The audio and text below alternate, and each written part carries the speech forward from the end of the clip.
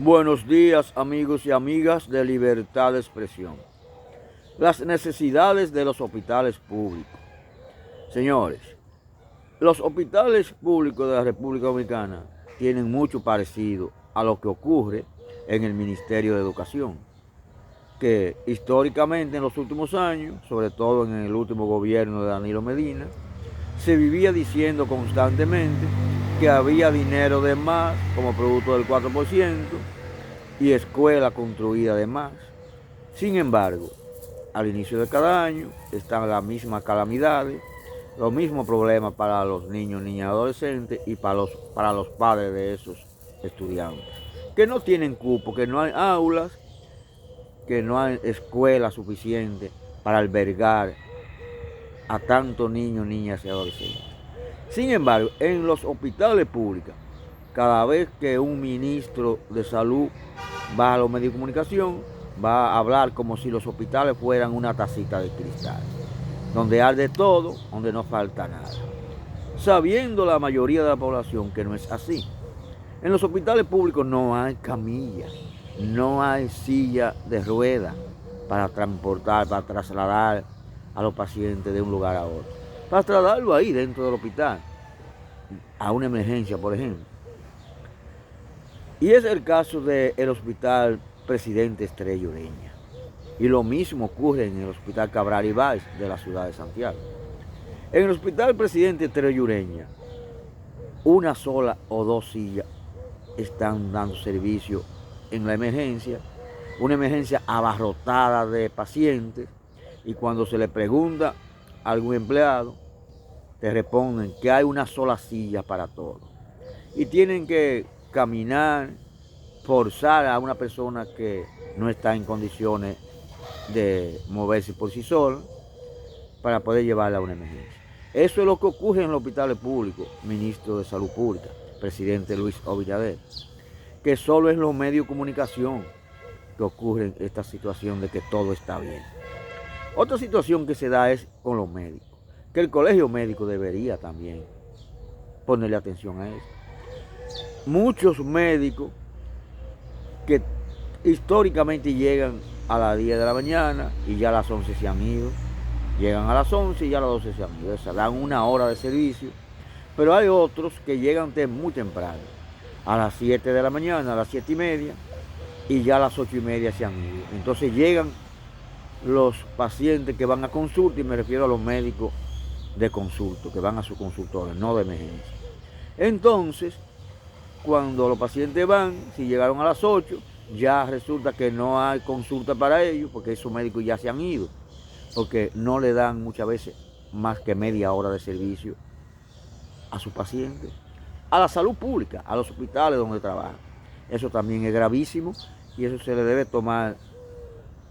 en consideración. Tanto el Ministerio de Salud Pública como el Colegio Médico deberían darle seguimiento a esa situación. Eso se debe corregir, porque la población no está recibiendo los servicios necesarios, ni en los casos de emergencia, ni en la mayoría de consultorios de los hospitales públicos del país. Esa es la realidad, señores. El pueblo ya merece un poquito más de respeto, que se le tome en consideración, que se le dé lo que merece, que le den una salud con resultados a favor de la mayoría de la población. Y el Congreso de la República, muy eficiente a la hora de aprobar préstamos, concluyendo la legislatura, que ya concluyó, aprobó varios préstamos supuestamente para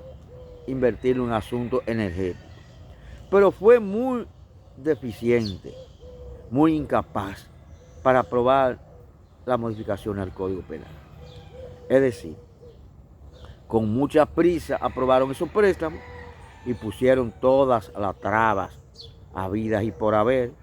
para que se aprobara el Código Penal. Y ahí se quedó el Código Penal nueva vez sin aprobación. Eso es lo grave en nuestro país. Y eso ocurre porque esa mayoría que tiene el Partido Revolucionario Moderno, el PRM y el gobierno, no tuvieron la voluntad política, no existió voluntad política para que se aprobara el Código Penal dominicano. Pero miren ustedes cómo ahora, con tanta prisa, ya faltando horas para concluir la legislatura, aprobaron varios préstamos, porque el asunto es ciertamente préstamo, préstamo y más préstamo, que ojalá sea cierto, porque muchas veces no se sabe a dónde va a parar ese dinero, que en muchas ocasiones va a parar a los bolsillos de funcionarios corruptos, en los diferentes gobiernos, en todos los gobiernos que hemos tenido en los últimos 50 años. Pero ojalá esos préstamos que aprobó el Congreso ahora con tanta prisa, supuestamente para invertir en un asunto energético, sea cierto que lo inviertan en lo que dicen para lo que fue aprobado. Porque aquí lo que hace el Congreso es solamente para abandonar al pueblo y proteger y favorecer a sectores de poder. El pasado miércoles le hice un llamado a la Procuradora General de la República, Miriam Germán Brito, para que ordenara una investigación sobre una denuncia que me hizo un prisionero de la cárcel Vista El Valle en San Francisco de Macorís, sobre los atropellos y la mafia que mantiene un supervisor solo conocido como Pedro y otro supervisor conocido como Sánchez. Maltratos y atropellos a los prisioneros, mafia para conseguir dinero, con negocios de los que ellos se benefician allá adentro, y una mafia con asuntos de celulares, que al parecer se los roban para venderlos fuera y no lo depositan en la Procuraduría General de la República como debe ser. Porque si se le incautan a los prisioneros, si se permite a la libre que entren, que trafiquen con esos celulares y los penetren a la cárcel y luego se lo incautan, se supone que no son propiedad de ningún funcionario de esa cárcel, sino de la Procuraduría en este caso, y no ocurre. Y vuelvo a tocar el tema, porque le hago el llamado nueva vez a la Procuradora, que ya hizo su última rendición de cuentas, pues como a ella había dicho en varias ocasiones, no estará frente al Ministerio Público más allá del 16 de agosto. Y como ella estará solo hasta que el presidente de la República nombre a quien la va a sustituir en ese puesto, vuelvo y le hago el llamado, todavía en el poco tiempo que le queda a la excelente magistrada Miriam Germán Brito, es suficiente para que ella ordene una investigación en la cárcel Vista El Valle, para que se trate de comprobar qué es lo que están haciendo allí el supervisor Pedro y el supervisor Sánchez. Aquí hay que acabar con las mafias, con las bandas que consiguen mucho dinero dentro de las cárceles públicas de nuestra República Dominicana. Así que en el corto tiempo que le queda a la Procuradora General de la República